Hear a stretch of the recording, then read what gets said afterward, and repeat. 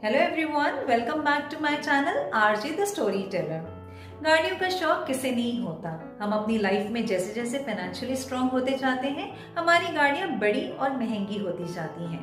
Luxury car status symbol होती हैं। Luxury cars में जहां मर्सिडीज, बीएमडब्ल्यू, रेंज रोवर की बात करते हैं, वहीं सबसे ऊपर आता है रोल्स रॉयस का नाम। रोल्स रॉयस दुनिया भर में अपनी लग्जरी कार्स के लिए मशहूर है।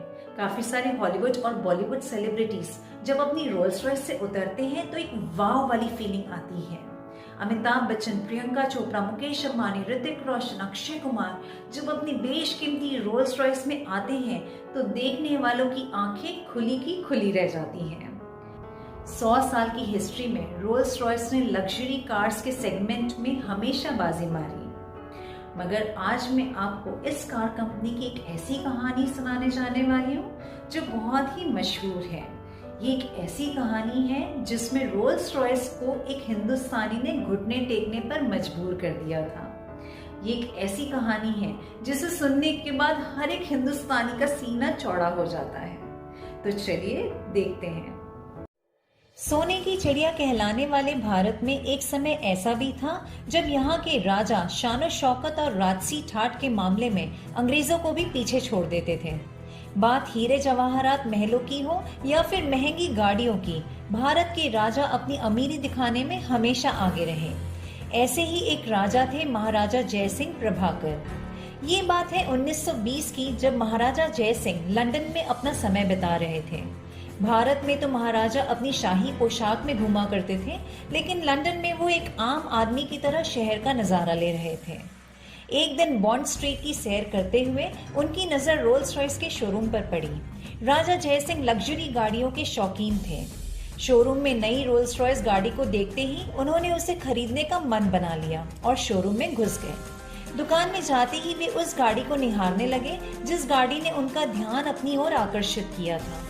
उन्होंने पास में ही खड़े हुए एक अंग्रेज सेल्समैन से उस गाड़ी के बारे में पूछा। राजा जयसिंह को साधारण भारतीय समझकर सेल्समैन ने उनको उस गाड़ी के बारे में बताने से इनकार कर दिया और उन्हें बाहर का रास्ता दिखा दिया। महाराजा जयसिंह ने अपने गुस्से को काबू में रखा, क्योंकि वह अपने अपमान का बदला अपमान के जरिए ही लेना चाहते थे। वे दुकान से चुपचाप चले गए। एक बार फिर वे रोल्स रॉयस के शोरूम में गए, लेकिन इस बार एक साधारण हिंदुस्तानी बनकर नहीं, बल्कि अपने पूरे राजसी ठाट में। उन्होंने उस शोरूम में खबर पहुंचवाई कि अलवर के महाराजा यहाँ गाड़ी खरीदने आ रहे हैं। खबर सुनते ही इस बार शोरूम के बाहर रेड कारपेट बिछा दिया गया था। उनके आगे हर किसी ने अपना सर झुकाया।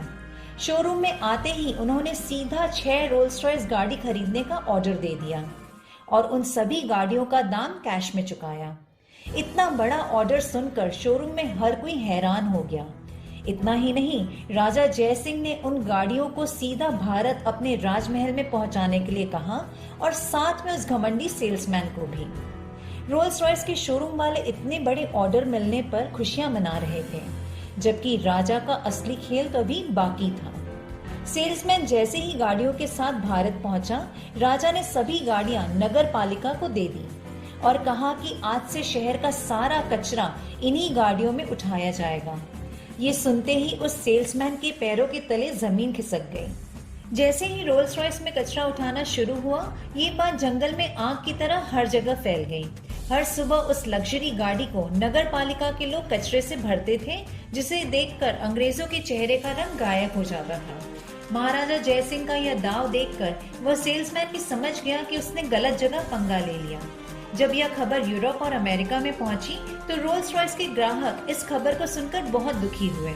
रोल्स रॉयस के नाम पर अब पहले जैसी रहीसियत नहीं दिखाई जा सकती थी। हर कोई मजाक उड़ाने लगा कि जिस गाड़ी में भारत अपना कचरा उठाता है, उसे कैसे कोई चला सकता है। देखते ही देखते रोल्स रॉयस का मार्केट नीचे गिरने लगा। ग्राहक अब उनकी गाड़ियों में दिलचस्पी नहीं ले रहे थे। दूसरी ओर महाराजा जयसिंह प्रभाकर इन सभी नजारों का मजा ले रहे थे। उनका प्लान पूरी तरह से काम कर रहा था। फाइनली रोल्स रॉयस ने महाराजा जयसिंह के सामने अपने घुटने टेक दिए। कंपनी की तरफ से उन्हें एक पत्र आया जिसमें रोल्स रॉयस ने उनसे माफी मांगते हुए उनकी गाड़ी से कचरा उठाना बंद करने की गुजारिश की। साथ में उन्होंने महाराजा जयसिंह प्रभाकर को 6 नई रोल्स रॉयस गाड़ी देने का भी वादा किया, और वो भी मुफ्त में। महाराजा का काम तो हो चुका था, इसलिए उन्होंने कंपनी को माफ कर दिया और रोल्स रॉयस गाड़ी से कचरा उठाने का काम बंद करवा दिया। अरे रुकिए रुकिए, कहानी अभी खत्म नहीं हुई। इस कहानी को सुनकर हर एक हिंदुस्तानी को गर्व महसूस होता है। इंटरनेट पे हम जब भी रोल्स रॉयस के बारे में सर्च करते हैं तो हमें यही कहानी देखने को और पढ़ने को मिलती है। मगर किसी भी कहानी में कितनी सच्चाई है ये भी जानना बहुत जरूरी होता है, खास करके जब किसी के नाम और इज्जत की बात हो तब। तो चलिए इस कहानी के तह तक उतरते हैं। ये सेम कहानी 4 लोगों के नाम से पॉपुलर है। पहले अलवर के महाराजा जयसिंह प्रभाकर, दूसरा हैदराबाद के निजाम, तीसरा पटियाला के महाराजा भूपिंदर सिंह और चौथा भरतपुर के महाराजा। इनमें से कौन सी कहानी सच्ची और कौन सी झूठी ये कह पाना तो मुश्किल है, मगर हम बाकी सारी डिटेल्स में उतर के देख सकते हैं कितनी सच्चाई है इस कहानी में। चलिए देखते हैं। सबसे पहली बात तो ये है कि जिस गाड़ी को झाड़ू लगा हुआ इंटरनेट पे दिखाया जा रहा है वो रोल्स रॉयस है ही नहीं। ये गाड़ी है फोर्ड कंपनी की फोर्डर डिलक्स, जो वर्ल्ड वॉर 2 के पहले लॉन्च हुई थी। अगर हम ध्यान से इन दोनों कारों को देखें तो ये दोनों बिल्कुल एक जैसी हैं। दोनों गाड़ियों की फ्रंट ग्रिल बिल्कुल ही सेम है। रोल्स रॉयस की उस समय के जितने भी मॉडल्स थे उनकी ग्रिल थोड़ी ब्रॉड है। दोनों गाड़ियों के बम्पर गार्ड कर्व्ड हैं, जबकि रोल्स रॉयस के सभी मॉडल्स के बम्पर गार्ड्स बिल्कुल ही सीधे हैं। सबसे मजेदार बात तो ये है कि जो गाड़ी इंटरनेट में झाड़ू लगी हुई दिखाई जा रही है वो लेफ्ट हैंड ड्राइव है, और इसके आसपास के लोगों को भी ध्यान से देखें तो इनका आउटफिट उस जमाने के इंडियंस का नहीं है। इसका मतलब ये फोटो किसी और देश की है, इंडिया की नहीं है। चलिए, अगर ये रोल्स रॉयस है ही नहीं फिर भी इसमें झाड़ू क्यों लगा हुआ है, तो इसका भी लॉजिक मैं आपको बताती हूँ। फोर्ड फोर्डर डिलक्स लॉन्च हुई थी 1934 में, वर्ल्ड वॉर 2 के ठीक पहले। वर्ल्ड वॉर 2 के दौरान रबर की कमी की वजह से केवल रबर टायर्स और रबर शूज ही बनाए जाते थे और बाकी सारे रबर प्रोडक्ट्स की मैन्युफैक्चरिंग रोक दी गई थी। वॉर के खत्म होने तक हर कार के पीछे केवल 5 टायर्स दिए गए थे, यानी टायर्स राशन में थे। इसलिए टायर्स को बचाने के लिए उनके आगे झाड़ू लगाया जाता था ताकि कील या कांच के टुकड़े रास्ते से हट जाएं और टायर्स को कोई नुकसान नहीं हो। ये कहानी तब की है जब ब्रिटेन और इंडिया के बीच ऑलरेडी टेंशन चल रहा था।